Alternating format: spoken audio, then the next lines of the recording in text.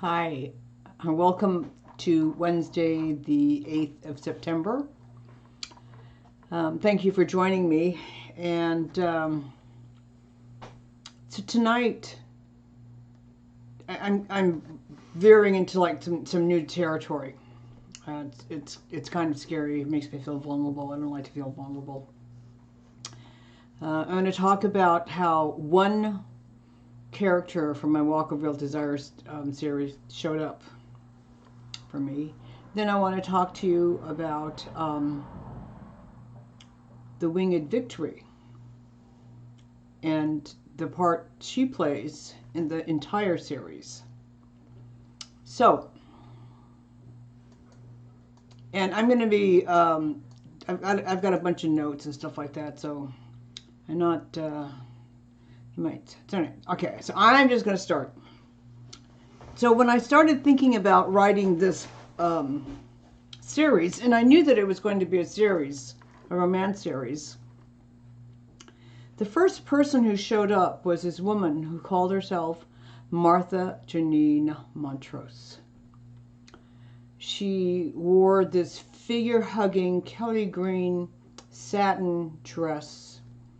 She had matching 5-inch Jimmy Choos, and she had this big red hair. You know, that big red hair.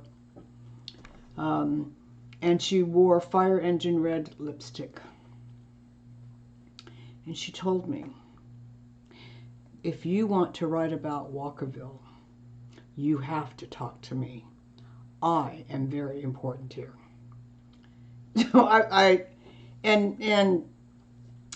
I wanted to not write about her. I wanted to not know who she was because I don't like to be told that kind of stuff, right? So anyway, I've written about Martha Janine. She's kind of is in and out of all of the Walkerville books, and I've really come to respect her. I've gotten to know her as a person, and she's, you know, beneath all that sort of veneer, she's, you know, a no-nonsense person, and I really like her. So that's Martha Janine introducing herself to me a few years ago. So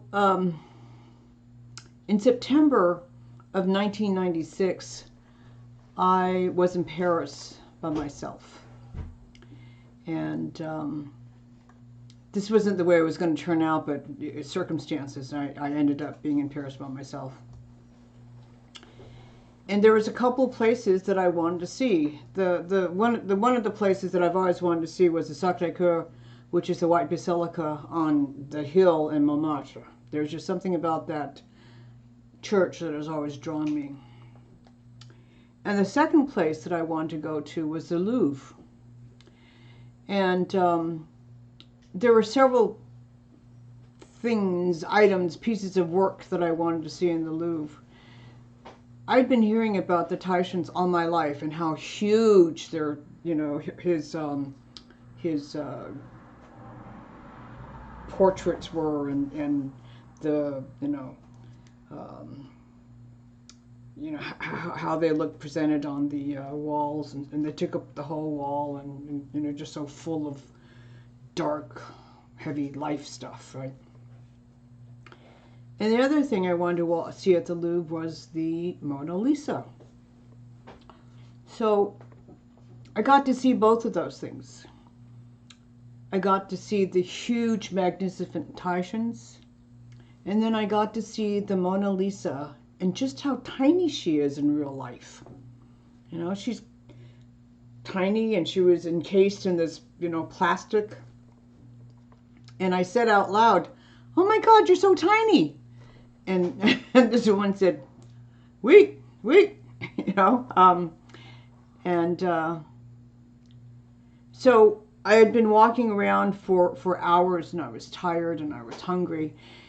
And I wasn't sure what the protocol was. I wasn't sure, you know, what the food was going to cost or anything like that. So I smuggled in one of those wonderful, wonderful French sandwiches, you know, I think they're called like the jambon beurre. It's a butter and ham sandwich that's on this beautiful thin baguette, right? And it's very long, and I would buy one, and it would last me for 2 meals. So I had cut it in half and wrapped it up, and it was in my purse. And I was looking for a can of Coca-Cola to drink, and I was kind of lost. So I was walking up these marble stairs, hoping that I was going to find a cafeteria or something. And in the middle of the staircase, I looked up, and I was totally speechless. There was this statue, this headless statue of this magnificent, beautiful woman. She was proud, and she was leaning forward. She was free, and I could just feel that life force in her, even though, this is like thousands and thousands and thousands of years old. And she had these robes on, and they were like fluttering behind her like wings, and I could just feel, the robes, and I could feel the wings. And it just blew me away, right? And I never talked about her.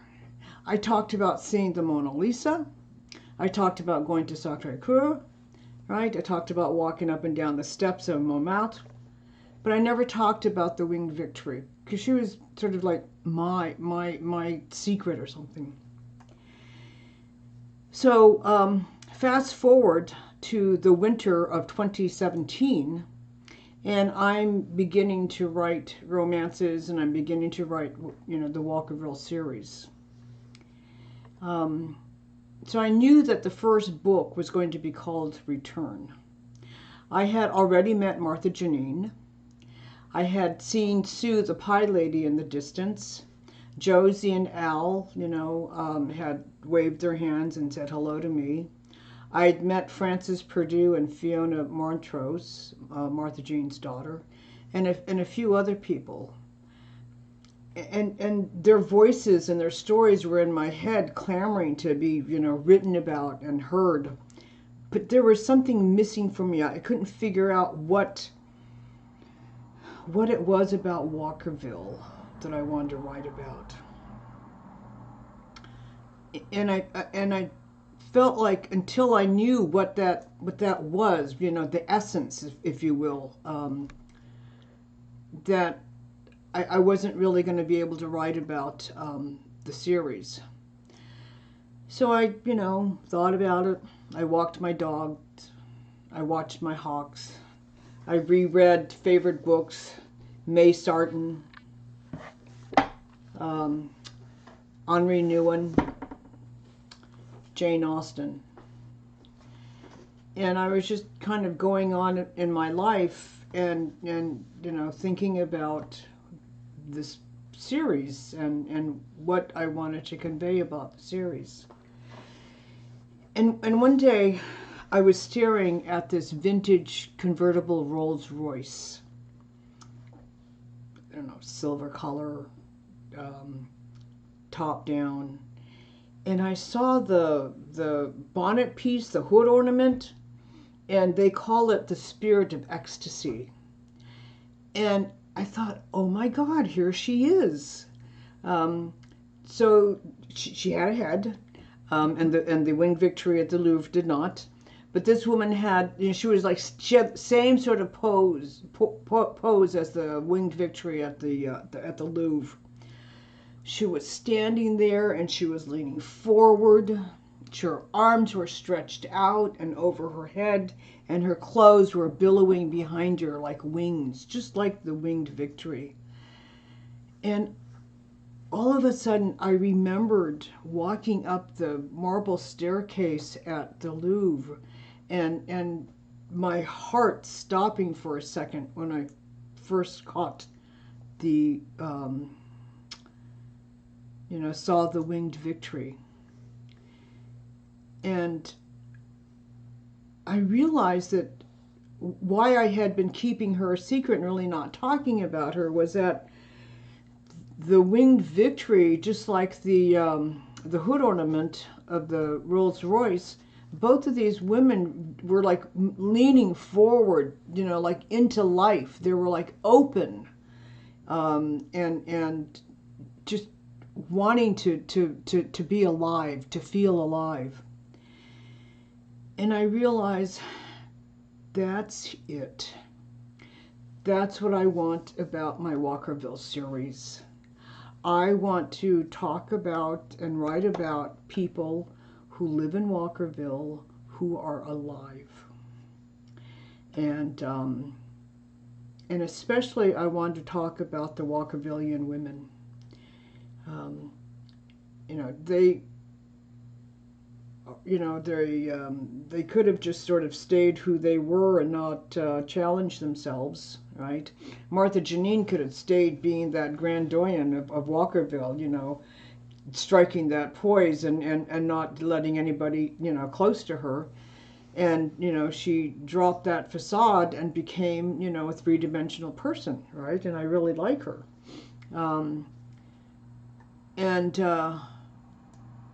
You know, Fiona, her daughter, could have continued to run away from her mom and, you know, being under her mom's shadow.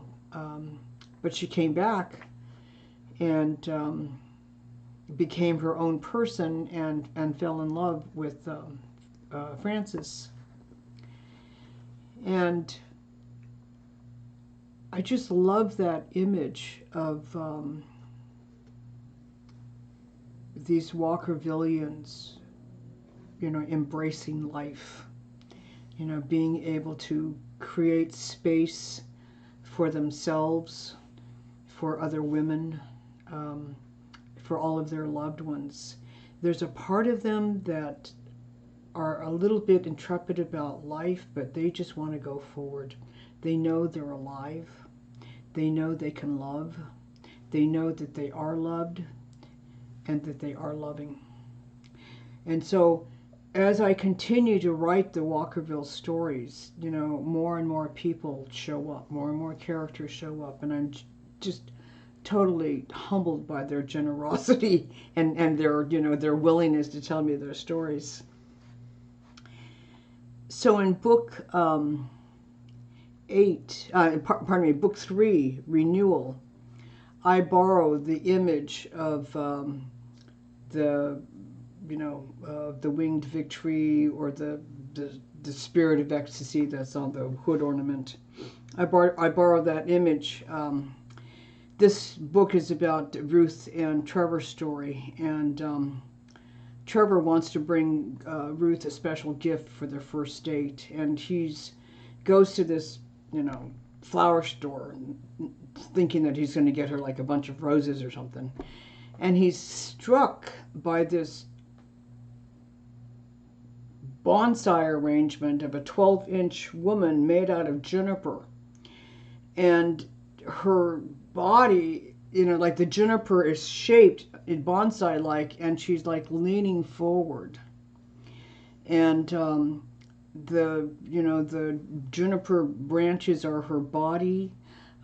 It's her arms, you know, gesticulating into, you know, like openness and life. And her hair is made out of these wild, you know, juniper needles and bushes. And Trevor knew that this was for Ruth. Just like I knew when I was reminded that image of the winged victory, that this was the essence that I wanted to, you know, talk about and write about the Walkerville series, you know. My characters are alive. Walkerville is alive, and you know, their stories come alive in the books. So that's me getting carried away. Thanks for joining me tonight. On Friday, I'm going to talk about music and songs that are important for my process. So I have to say that one of the things that I've learned about myself as a writer is that I really try hard to like plan stuff, and I kind of fall short on that. It's like I just want to write what comes to me. So some people have talked to me about characters and if they're going to show up in my stories, and I've got too many people in Walkerville, and I don't need to borrow from my real life people. So don't worry about that. You're not going to show up in Walkerville. So thank you, so check below this video. As you know, if you've got any experience with YouTube counts everything, everybody. So if you like us, please give us a thumbs up. That'll be really helpful for us. And if you want, please subscribe to my channel by clicking on that big red button. And if you have any questions or comments, or you want to say, what in the world were you just talking about tonight? There's some links to my Facebook and Instagram, and there's my email address down here at the bottom of the page. And remember that AC is archiving all of these, and he's also got the playlist on this page. So he's also got the direct link for Friday night's live stream, and like I said, I'm hopefully going to be talking about music and about book one and the song that is the theme of book one, and maybe a couple of other songs that that I hear when I'm reading book one, or writing book one. So I've run over time. I apologize, but thank you so much for showing up, and I'll see you Friday. Clear.